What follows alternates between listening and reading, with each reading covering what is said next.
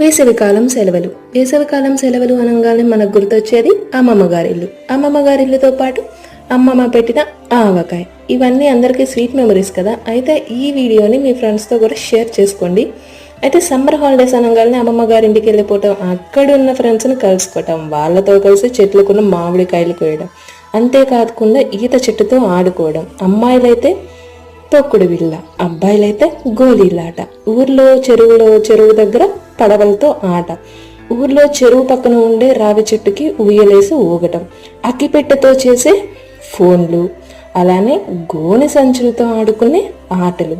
ఇకపోతే మధ్యాహ్నం అయితే అందరూ ఒకే చోట కూర్చొని చూసే టీవీ, ఈవినింగ్ అయితే ఆడుకునే దాగుడు మూతలు, అలాగే గూటి బిళ్ళ, అలానే పాడుబడ్డ టైర్తో ఆడుకునే టైర్ ఆట, అమ్మమ్మ చెప్పే కథలు.